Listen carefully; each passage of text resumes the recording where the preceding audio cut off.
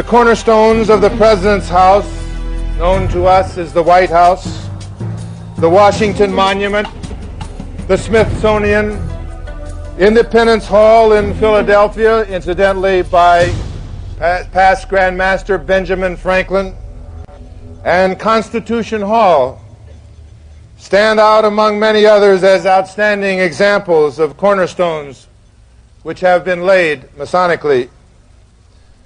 The cornerstone of the United States Capitol, however, stands out above all buildings erected in the free world as the seat of government for our people. This bronze plaque, located inside the U.S. Capitol, marks the spot where the original cornerstone was laid by George Washington, the first American president and a Freemason. George Washington is probably the most famous Mason in the world. The George Washington Masonic Memorial is entirely dedicated to the idea of Washington as a Freemason. Now, we do know that Washington participated in the laying of the cornerstone of the United States Capitol as a Masonic ceremony, and he wore his regalia as a Master Mason. And he laid the cornerstone and performed the ceremony of laying the cornerstone.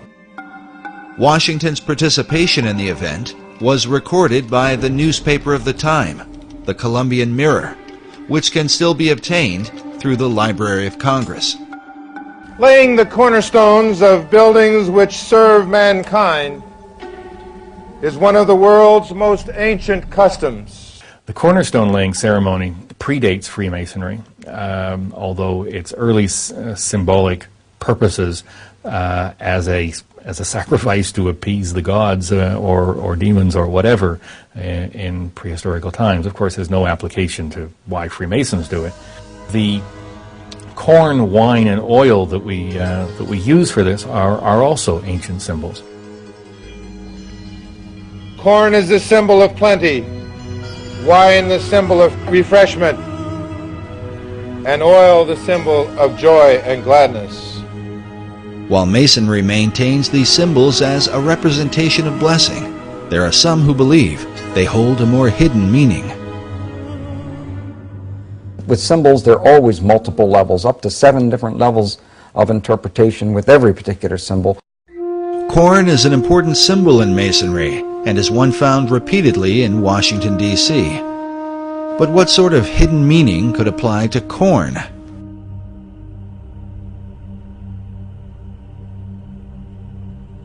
In Hebrew, the word for corn is Dagan, which became the name of a Babylonian god. Some believe this same god was adopted by the Phoenicians under the name Dagon. While Dagon was often worshipped as the fish god, he was also the god of corn. His son was known as Baal, who was often called the son of Dagon or the son of corn. Now, corn, of course, if we're talking about pre-New World times, would be any grain or wheat. To complicate matters further, in the Old Testament, we find the children of Israel offering corn and wine and oil to Yahweh, the God of the Bible. Yet at some point, God's anger was kindled against them for turning the sacrifice into idolatry. In the book of Hosea, God says of Israel, "She did not know that I gave her the corn and wine and oil, which they prepared for Baal." Notice again this Phoenician version of Baal, as a bearded man with strong features. Could Baal have been the model for the bearded male images that appear throughout Washington, D.C.?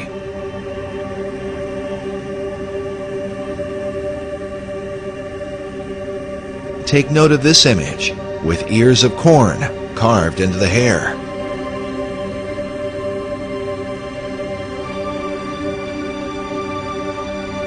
According to legend, Baal was once slain by the god of death and taken into the underworld. But at some point, he was resurrected, or as it is sometimes called, awakened. At Haynes Point in Washington, D.C., is found this mysterious statue of a bearded giant rising up out of the ground. or perhaps out from his grave. The statue is called the Awakening.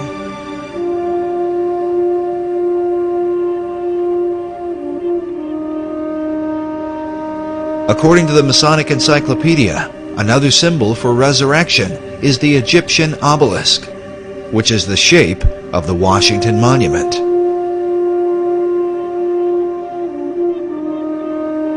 The word obelisk is sometimes translated Baal's shaft, or the shaft of Baal.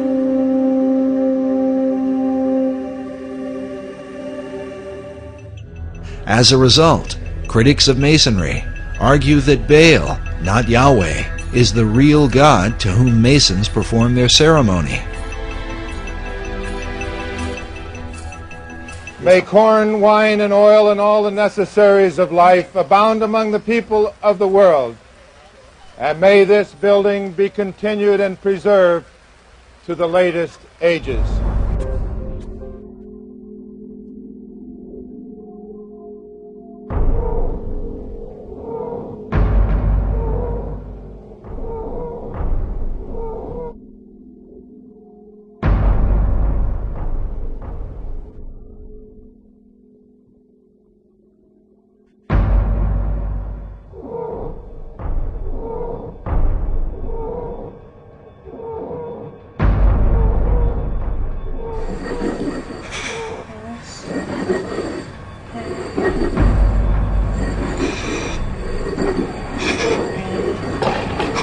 Are you okay?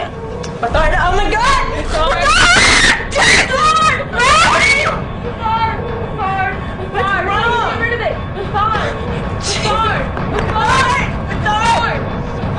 Are you okay? Oh my god, you guys! Bethard! Like a little bird. Bethard! How do you get rid of it? Oh, you have to say your name. Bethard!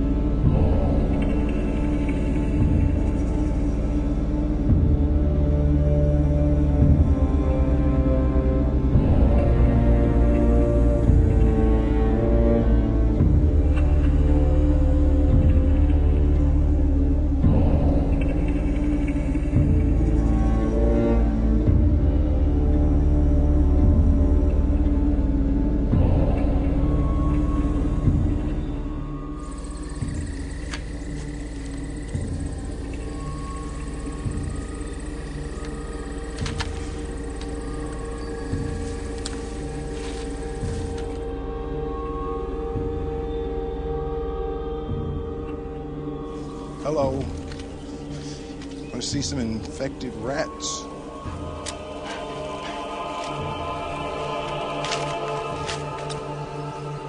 Okay, tomorrow. I'm gonna say hello tomorrow.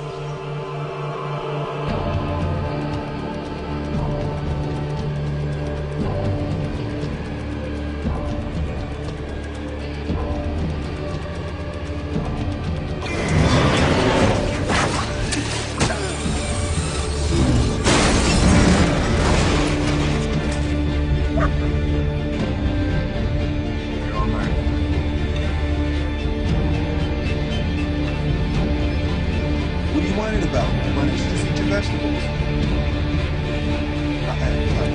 Look. You need twice as many vegetables tomorrow. Alright? Deal?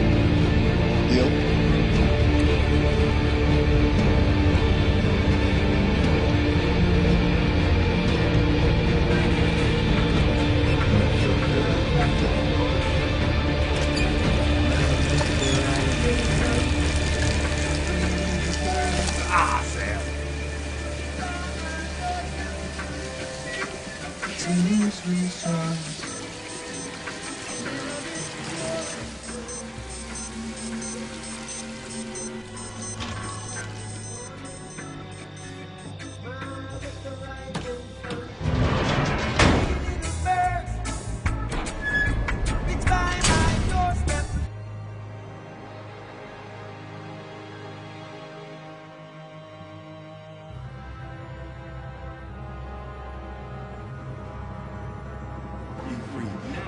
Why don't you go celebrate your freedom with your own friends?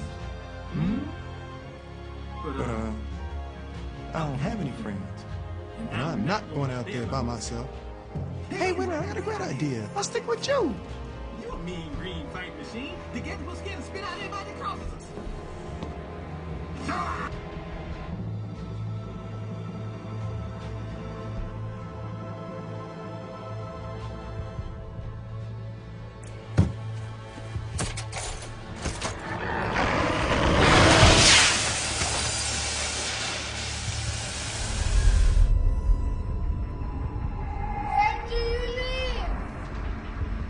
Alah, 11 Washington Square.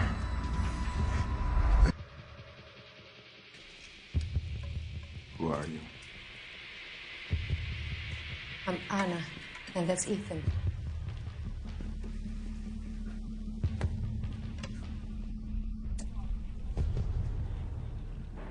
I'm afraid the eggs are powdered. Obviously, you know that. They're yours. But I did find bacon. I just have them.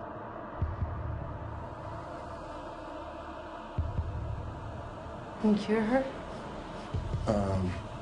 No, this will almost certainly kill it, but it's possible by drastically reducing the body temperature, I can increase the compound's effectiveness.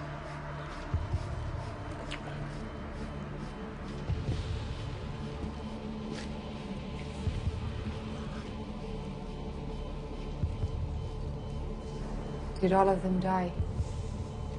Yes.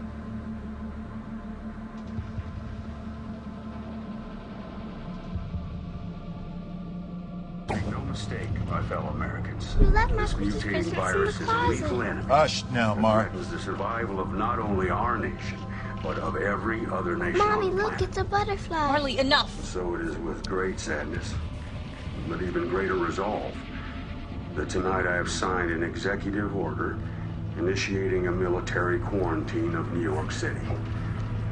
God be with us. We gotta go!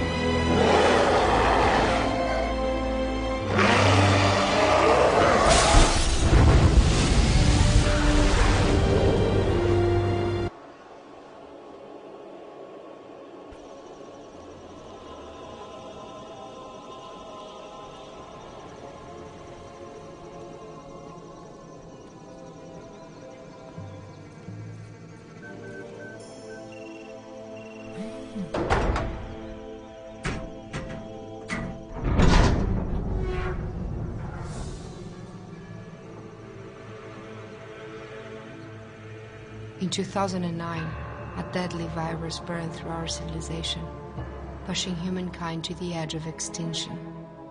Dr. Robert Neville dedicated his life to the discovery of a cure and the restoration of humanity. On September 9, 2012, at approximately 8:49 p.m., he discovered that cure. And at 8:52, he gave his life to defend it. We are his legacy. This is his legend. Light of the darkness.